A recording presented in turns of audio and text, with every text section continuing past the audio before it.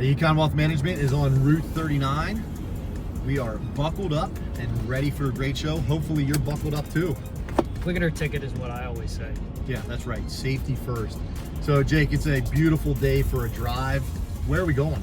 Well, I'm not going to tell you that because that would actually ruin the entire show. But what I will tell you is, I'll give you a hint, today's theme of the show is transports. So that could be transportation of goods, it could be shipping and handling. Logistics. It could be logistics. It could be Great logistics. term. So where we're going to stop today, we're keeping it local, obviously on Route 39. It's a place that you've probably passed at least once or twice. All right, like Brian mentioned, at our first stop today, we're at Fleet Pride, right on Route 39 before you get to exit 77. And we're going to spend a little bit of time talking about how transportation companies affect the stock market and the economy. Okay, so we're here at the Fleet Pride Service Center right off of Route 39. And these guys do a lot of work on large, big rigs, trailers, trucks, and they're seeing some different things in the economy right now as far as trucking business goes. Jake, tell us a little bit about that. Well, when you look at the economy, there's always different sectors. So you have service side, you have the discretionary spending side, and then you have all the infrastructure. They can be firing at different times. After talking to the general manager inside, he's been saying that they've been seeing a little bit of a decline lately, but he said that's kind of typical sometimes around these parts of the Northeast during these election cycles. So we don't exactly know what's going to happen because this isn't our area of business, but what I will tell you is when we look at the stock market, it always leads the economy anywhere from 6 to 9 months. And we're starting to see a pickup in these stocks like FedEx, UPS, and some of the other trucking companies. So could that be an indication that all of that is priced in and we see a move higher? Well, there you have it. Our theme for today's show is transports and transportation. We'll hear more about that in our next segment called Roundabout as we approach the roundabout in Linglestown. And you'll hear from Steve and find out where he is in all his worldly travels on the road again. Ryan, I'm going to need you to get those TPS reports done for me by the 28th, okay? What are you doing in here? Getting my bowling balls ready. Why? Because we had the Bowlerama coming up on the 28th, and I have a lot of practice I need to get done because everybody keeps telling the clients how good I am, and really, I just have the bowling balls. EWM Bowlerama, March 28th from 3 to 5. Call the office today so that you can reserve your lane to bowl with us at ABC East. See you there. Welcome to our first edition of Roundabout. Since it's our first edition, before we get into it, a little understanding of what Roundabout is. We're going to bring you 5 relevant topics about the market and about the economy, and our in-house experts, Jake and Steve, are going to have 1 minute and 1 minute only to respond to those topics. The first segment, Talk Radio. Here, listeners and viewers can submit questions that they have for Jake and Steve to answer. And we have a question from Rich in Lancaster, who is asking, for the past couple of years, we've heard a lot about a recession. Do we still think a recession is going to happen, or is that off the table now? Jake and Steve, what do you think? Rich, that's a good question because we've been seeing a lot of talk about recession. The media's been talking about it quite a bit. A lot of experts that we follow have been expecting a recession for the last 2 years. Like we always say, a broken clock is right twice a day. So I think really, what comes down to recession is the stock market is always forward-looking, and I think we've had a bad market. We could have a recession, but that shouldn't be correlated to the stock market not doing very well, because we think looking ahead it won't be that bad. Yeah, I really like this question too because it relates with what we talked about, the owner of Fleet Pride. And what they're seeing is there's different areas of the economy, right? So in their sector, they might see an area of weakness, whereas somewhere else in the economy, it might be growing and expanding. So it doesn't even need to happen all at the same time.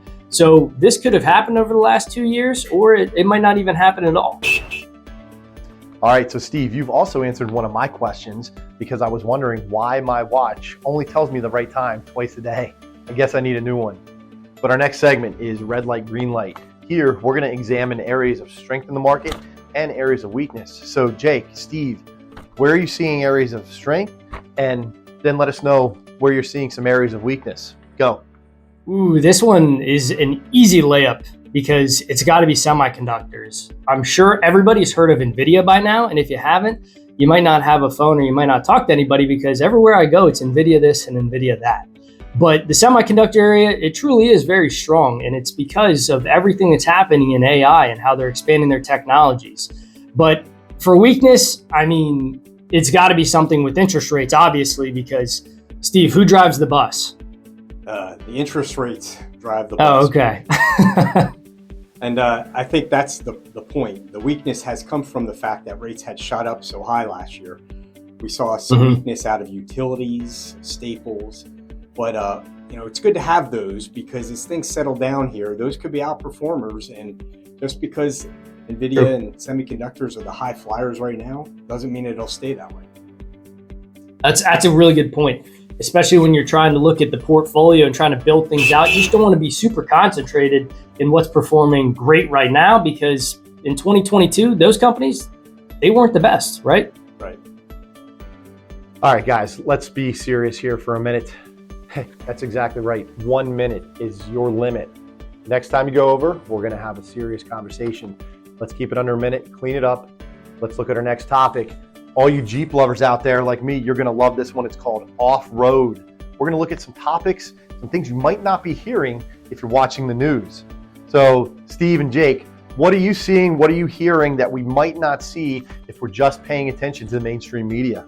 Well, this one fits way too perfectly with what we're talking about in the show, because if I drive down 39 that way and I pass all the banks right now, I'm seeing CDs above 5% or money market rates. And anytime you see advantages like that with interest rates and quote unquote free money, there's probably opportunity somewhere else. And right now, we think that's in short-term bonds. But Steve, you've seen this happen before with an increase in interest rates. What's the normal course of action that happens after that? And what are the areas that you look for?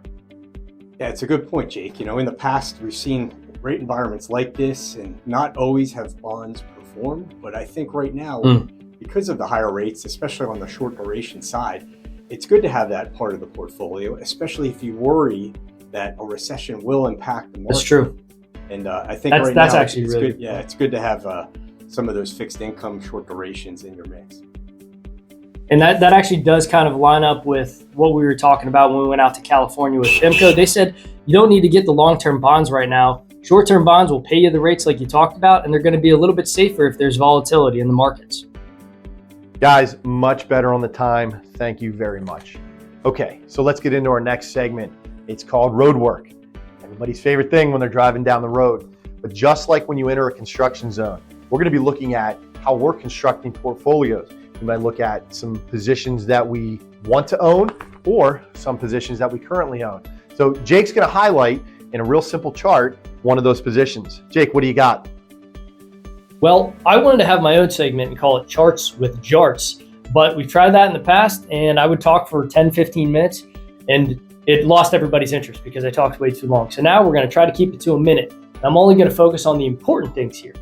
Now, when we look at constructing portfolios, we always want to find stocks and companies that you know and that you can relate to, but also have the possibility to move higher.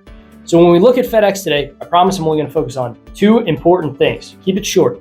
You see this blue line here. Don't worry about what it is, but you notice that anytime it hits that, the stock price tends to move higher. And we recently hit that, so we think based off the analysis, we have some upside room and we could go higher. Now, the second thing about FedEx, which is really cool, is it's paying you around a 2% dividend to own it. So not only are you going to get the ability to have some price appreciation there, but we like it for the portfolio because it's giving you that yield and it's for multiple investors. Now, I will say, before I end, there's an Easter egg, okay? In Steve's video, look for it and let me know if you find it. Tick tock, tick tock. Once again, Jake goes over. Hey, it's the first show. We'll give him a pass on this one. Jake, seriously, clean it up. Okay, so let's look at our last segment. It's called The Road Ahead. You might be familiar with that name because Steve, just like in videos past, is going to look at what we're seeing in the market over the next few months and where we think the market may go. So Steve, all you. Thanks, Brian. I know this is a segment that I've probably done for a number of years. It used to be called the Shot Clock Market Minute. And from here on out, the road ahead is more or less, what do we think is going to happen over the next few months? Well, we always have to look back a little bit. And when you see this chart right here of the Dow, you'll notice that at the end of October, we had a change of direction. And since then, we've been up about 20%. That's a pretty long way in a short period of time.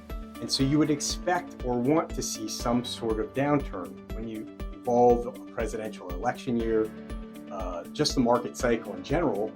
By the time May through the summer comes around, I would expect a pullback in that.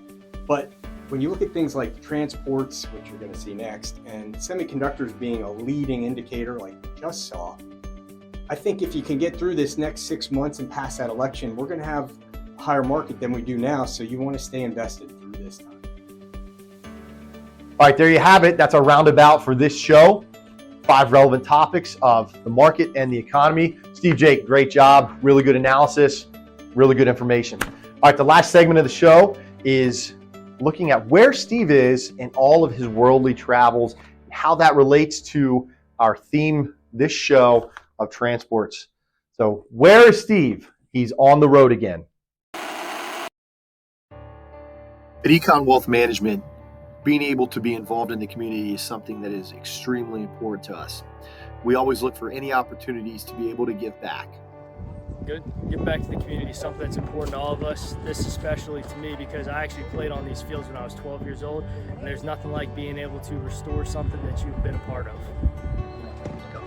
You know, it's so important because we coach on these fields, we play on these fields, and so we need to be able to come out here and do work and get them ready, because it's just another way that we can do something for our community, which does so much for us. Helping out the community is something I and Econ Wealth really love to do, and that's why we're here at West Hanover helping out the baseball team today.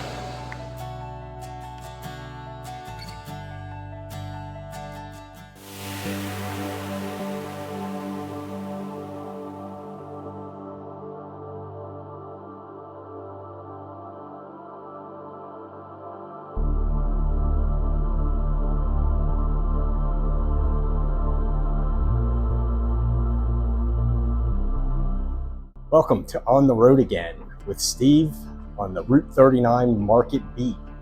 We're in Clearwater, Florida, and we're looking at transports. So as we talked about already, transports are what we consider to be a leading indicator of what may come next for the economy. And there's a lot of talk about recession that's been going on, and we're just not buying it.